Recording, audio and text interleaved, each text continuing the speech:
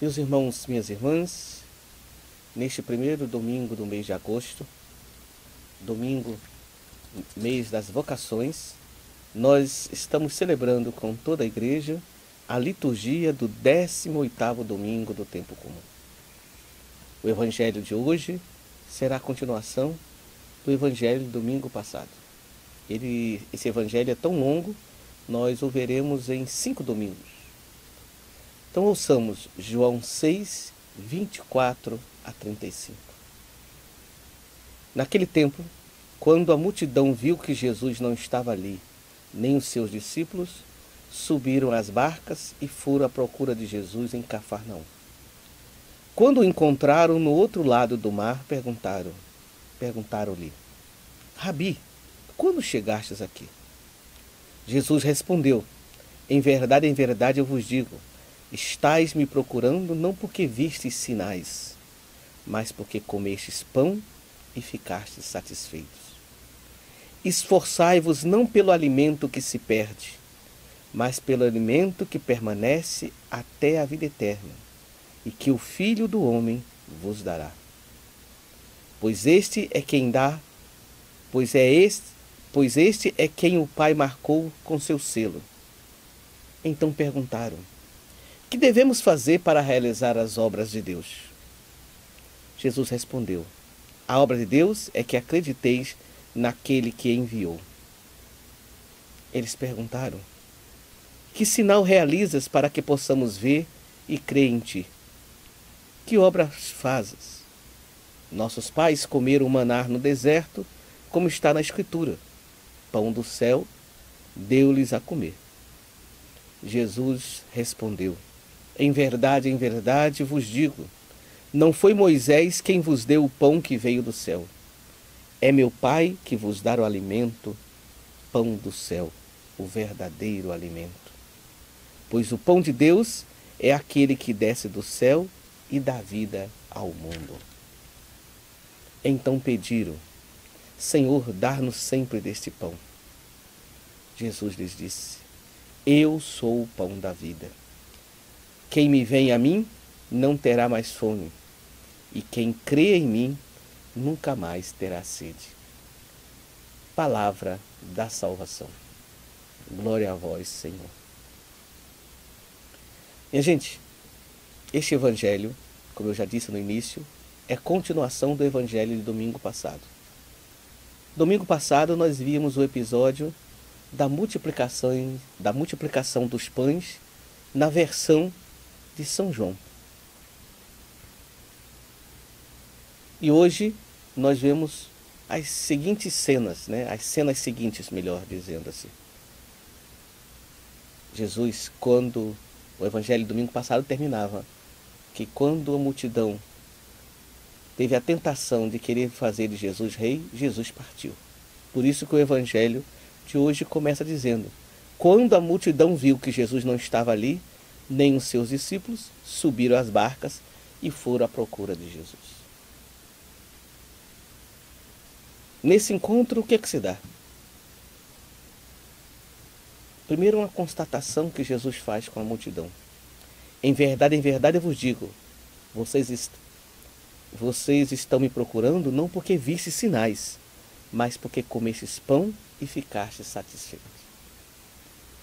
Então, a primeira constatação é que muitas vezes nós buscamos Jesus esperando aquilo que Jesus possa nos dar. Quantas vezes nos frustramos com Deus porque vamos à procura de Deus para satisfazer as nossas necessidades. Eu sinto que isso é melhor para mim e vou pedir isso a Deus. Vou pedir essa graça a Deus. E muitas vezes, quando Deus não nos dá aquela graça que nós achamos que é a melhor graça, a gente se sente frustrado com Deus e vai embora. E o abandona.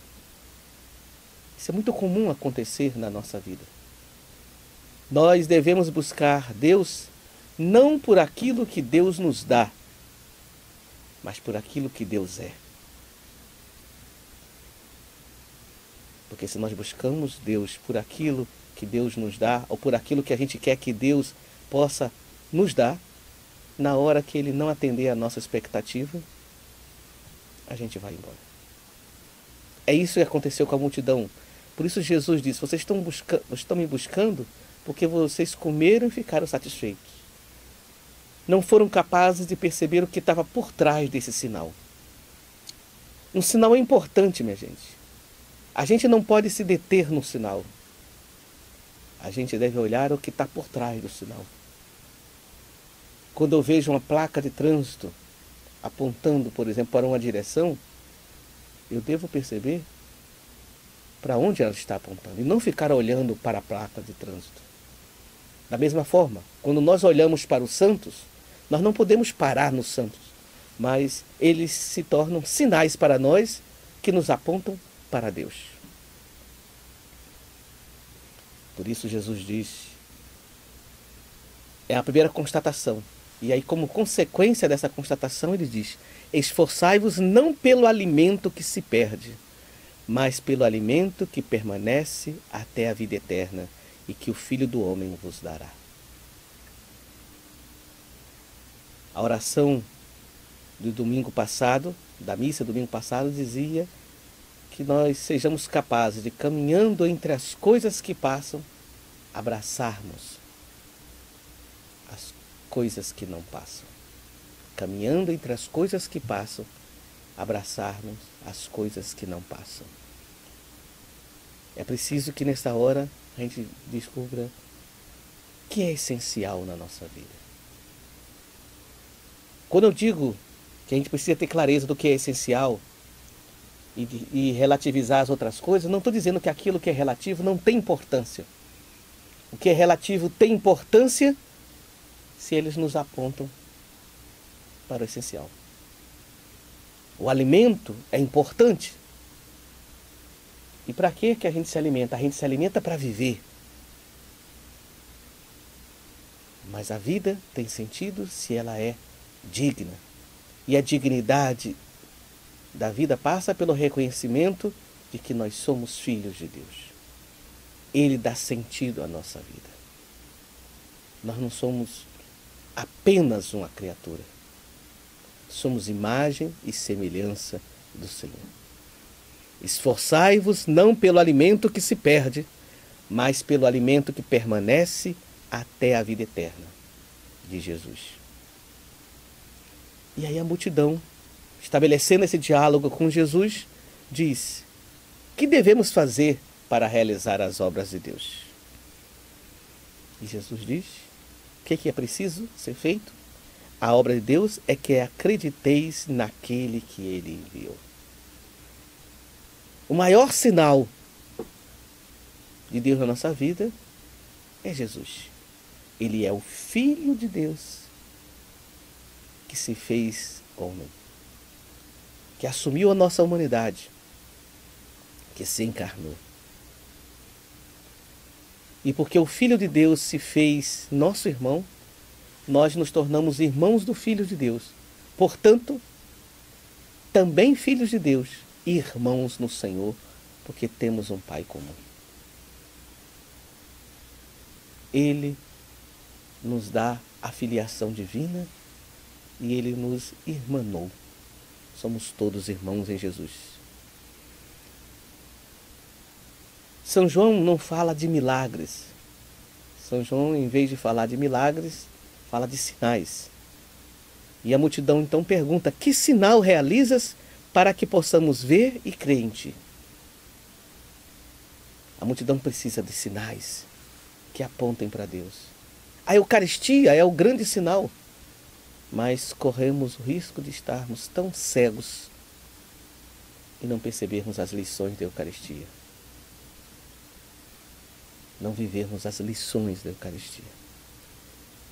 E aí começa a ser feito um paralelo entre aquele pão que Jesus deu, que é um sinal da sua presença,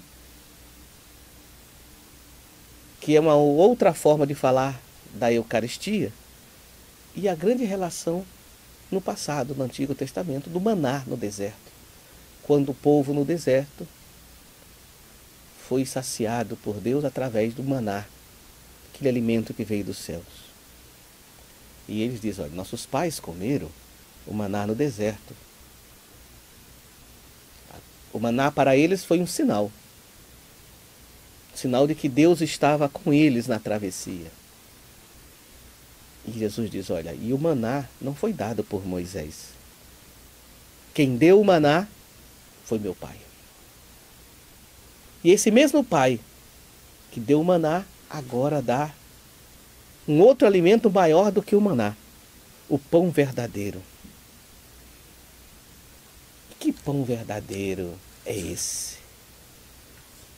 A multidão nessa hora, olhando para o maná, que tinha sido o grande alimento que saciou a fome do povo no deserto, disse, Senhor, dá-nos sempre deste pão.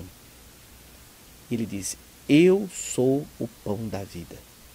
Quem vem a mim não terá mais fome, e quem crê em mim nunca mais terá sede. Jesus, ele é o pão. Jesus é o grande sinal, é o grande alimento. Agora, o que significa comer Jesus? A Eucaristia não é um ato mágico. Quando nós comemos um alimento, o alimento entra no nosso corpo, nutre a nossa vida. A tal ponto que se o alimento é saudável, a nossa vida se torna saudável. Hoje no mundo, como nós temos uma preocupação com alimentos saudáveis. Quando nós olhamos para a Eucaristia, nós dizemos, esse alimento é saudável. E por que nós comemos e nem sempre temos uma vida saudável? Não é isso que São Paulo vai nos chamar a atenção quando ele diz que nós muitas vezes comemos a nossa própria condenação? Porque comemos o pão, mas não nos nutrimos dele. Corremos o risco de fazer da Eucaristia um ídolo. E o que é ídolo? Ídolo é o falso Deus que a gente manipula. O Deus verdadeiro é aquele que nos conduz. Nós comemos a Eucaristia para que de fato ele possa conduzir a nossa vida. Para que de fato ele possa ser aquele que nutre a nossa vida. Quando nós comemos a Eucaristia e não temos uma vida segundo o seu Espírito, apesar dos nossos pecados, que todos nós temos, nós pecamos contra a Eucaristia, porque fazemos dela uma magia. Manipulamos a Eucaristia. De São Paulo, comungamos a nossa condenação. Jesus se fez pão, alimento e Eucaristia para que nós também sejamos no mundo pão para os demais, dando a nossa vida. Para que a nossa presença também seja um sinal da presença do Senhor, aonde nós estivermos, na nossa família, nas relações na sociedade, no nosso trabalho, na vida pública. O alimento, ele entra em todo o nosso corpo e dá energia, vitamina a todo o nosso corpo. Jesus deve entrar em todas as dimensões da nossa vida.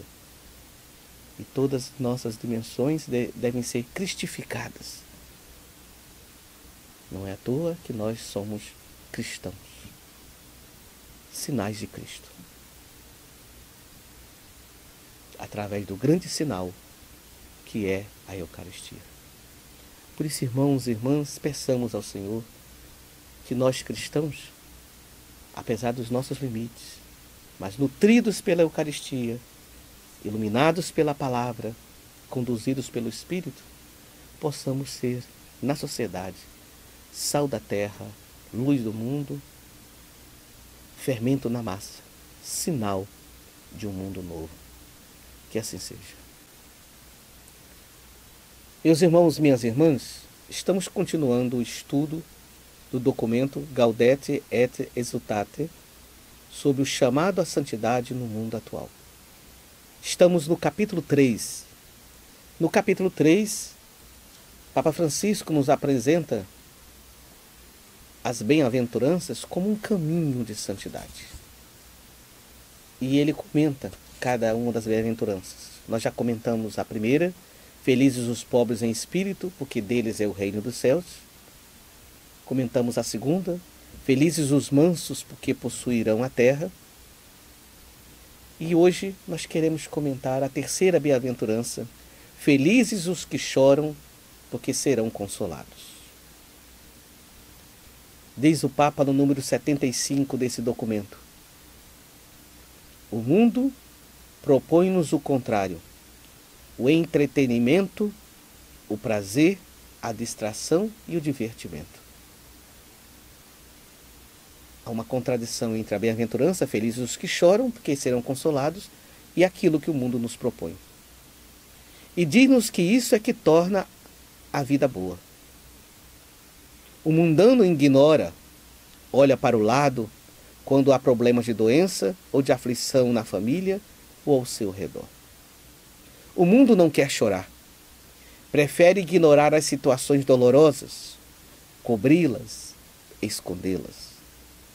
Gastam-se muitas energias para escapar de situações onde está presente o sofrimento, julgando que é possível dissimular a realidade onde nunca pode faltar a cruz. Então nós não podemos fugir da cruz, da dor. Toda vez que aparecer uma cruz e uma dor no nosso caminho, nós precisamos enfrentá-la. A pessoa que, vendo as coisas como realmente estão, se deixa trespassar pela aflição e chora no seu coração, é capaz de alcançar as profundezas da vida e ser autenticamente feliz. Esta pessoa é consolada, mas com a consolação de Jesus e não com a consolação do mundo. Assim pode ter a coragem de compartilhar o sofrimento alheio e deixar de fugir das situações dolorosas. Desta forma, descobre que a vida tem sentido, socorrendo o outro na sua aflição, compreendendo a angústia alheia, aliviando os outros. Esta pessoa sente que o outro é carne da sua carne. Não teme aproximar-se até tocar a sua ferida, compadecer-se até sentir que as distâncias são superadas. Assim é possível acolher aquela exortação de São Paulo: chorai com os que choram. Romanos 12, 15. É preciso, minha gente, a gente se aproximar da dor do irmão, tocar a dor do irmão, tocar a ferida do irmão e reconhecer na ferida do irmão a própria ferida do Senhor. Não podemos fugir da dor. Precisamos ter um olhar de compaixão. Nos aproximarmos da paixão do outro. Precisamos consolar o outro. Nos colocar no solo do outro, ao lado do outro. Saber chorar com os outros, isto é santidade. Isso chama-se compaixão, solidariedade, fraternidade. Deus teve compaixão do seu povo. Deus escuta o clamor do seu povo. O povo de Deus deve ouvir o clamor de Deus presente nas dores de tantos irmãos e irmãs. A bem-aventurança seguinte diz: felizes os que têm fome e sede de justiça, porque serão saciados. Fome e sede são experiências muito intensas, porque correspondem às necessidades primárias e têm a ver com o instinto de sobrevivência. Nossas necessidades primárias: comer, beber. Se a gente não come, se a gente não bebe, a gente não vive. Há pessoas que com esta mesma intensidade aspiram pela justiça e buscam-no com um desejo assim forte. Buscar a justiça como se busca, como o faminto busca comida, como o sedento busca água. Jesus diz que essas pessoas, serão saciadas, porque a justiça, mais cedo ou mais tarde, chega e nós podemos colaborar para o tornar possível, embora nem sempre vejamos os resultados desse compromisso. Ser capaz de ter fome de justiça. Não é ser justiceiro, mas que seja feita a justiça. Sobretudo justiça naquilo que nós entendemos no sentido bíblico e espiritual. Fazer a vontade de Deus. E a vontade de Deus é que todos tenham vida e vida plenamente. Mas a justiça que Jesus propõe não é como a que o mundo procura. Uma justiça muitas vezes manchada por interesses mesquinhos, manipulada para um lado ou para o outro. A realidade mostra-nos como é fácil entrar nas veredas da corrupção. Fazer parte dessa política diária do dou para que me deem, onde tudo é negócio. E quantas pessoas sofrem por causa das injustiças? Quantos ficam assistindo, impotentes, como outros se revezam para repartir o bolo da vida? Alguns desistem de lutar pela verdadeira justiça e optam por subir para o carro do vencedor. Isto não tem nada a ver com a fome e sede de justiça que Jesus louva. Não é essa justiça que Jesus está falando. Essa justiça começa por se tornar realidade na vida de cada um, sendo justo nas próprias decisões. E depois manifesta-se na busca da justiça para os pobres e vulneráveis. É verdade que a palavra justiça pode ser sinônimo de fidelidade à vontade de Deus, com toda a nossa vida. Mas se lhe dermos um sentido muito geral, esquecemos-nos que se manifesta especialmente na justiça com os inermes. O Senhor nos disse, através do profeta Isaías 1:17, aprendei a fazer o bem, buscai o que é correto, defendei o direito do oprimido, fazei justiça para o órfão, defendei a causa da viúva. Buscar a justiça com fome e sede, isto é santidade. Queira Deus, irmãos e irmãs, que este documento, alegrai-vos e exultai sobre a vocação à santidade do mundo ideal, que estamos saboreando ao longo dos nossos programas, possa nos motivar cada vez mais a sermos santos como o Pai Celeste é santo. Que assim seja. Meus irmãos, minhas irmãs, quero partilhar com vocês a agenda da semana. Neste final de semana, meus irmãos e irmãs, nesse sábado, estarei participando do Congresso Eucarístico em Garanhuns, porque 3 dioceses do nosso regional, Garanhuns em Pernambuco, Pesqueira também em Pernambuco e Nazaré da Mata em Pernambuco, estão encerrando nesse final de semana o centenário, as celebrações do centenário da fundação da diocese. E eu fui convidado por Dom Paulo Jackson para, à tarde desse sábado, ministrar uma palestra no Congresso Eucarístico em Garanhuns. Eucaristia, Escola de Discípulos Missionários. Domingo, dia 5, às 7 horas, no Dom Wagner, presidirei a Eucaristia no retiro das equipes de Nossa Senhora. Às 8h30, presidirei a Eucaristia no Santuário do Rosário. E às 15 horas, estarei presidindo a Eucaristia lá no SIAC, em Currais Novos, encerrando o Seminário de Vida. Segunda-feira, dia 6, festa da Transfiguração do Senhor. À tarde, estarei celebrando um abrigo. De 7 a 10, estarei em Fortaleza, porque vai acontecer o encontro dos bispos do Nordeste. 5 regionais do Nordeste, as dioceses desde a Bahia até o Maranhão.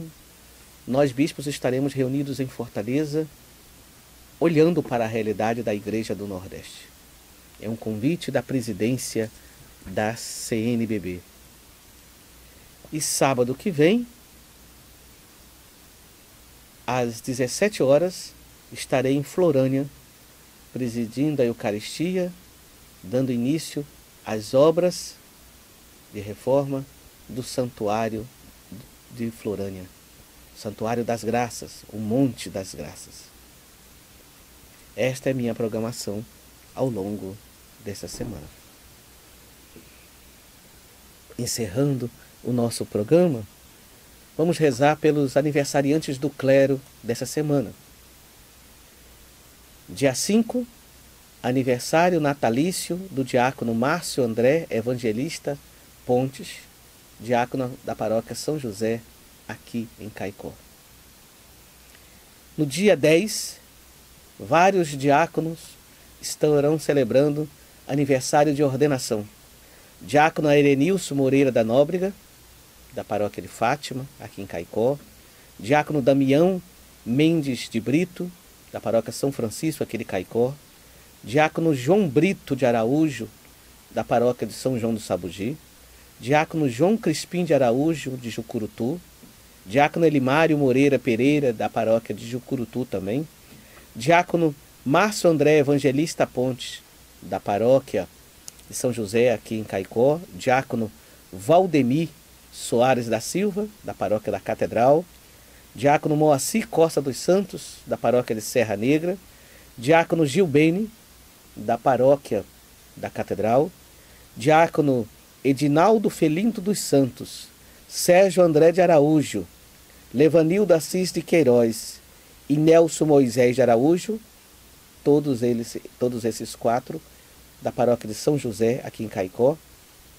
Diácono Hilton Ferreira Moreira, da paróquia São Francisco, aqui em Caicó. E diácono José II de Moraes, da paróquia de Jucurutu. Faz aniversário no dia 10. Também, no dia 7, aniversário natalício de Padre Carlos Eduardo Lira, pároco de Cruzeta. E no dia 12, aniversário de ordenação do mesmo Padre Carlos Eduardo Lira. Então, rezando por esses aniversariantes da nossa semana, nesse mês vocacional, peçamos ao Senhor da Messe que possa enviar sempre operários para a sua messe. Com esse espírito, rezemos a oração desse domingo, o 18º domingo do tempo comum.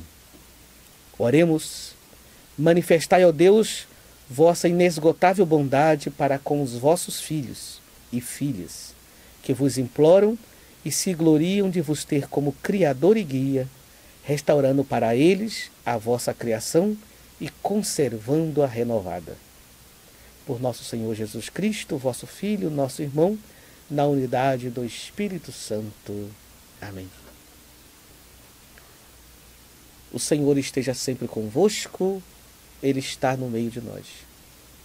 Nesse mês vocacional, neste final de semana que celebramos o Dia do Padre, pela intercessão de São João Maria Vianney, o padroeiro dos padres, desça sobre toda a igreja do Seridó e sobre todos vós a bênção do Deus de infinita misericórdia, Ele que é Pai, Filho e Espírito Santo. Amém. Uma boa semana para todos e todas. Permaneçamos em paz e que a alegria do Evangelho seja a nossa força.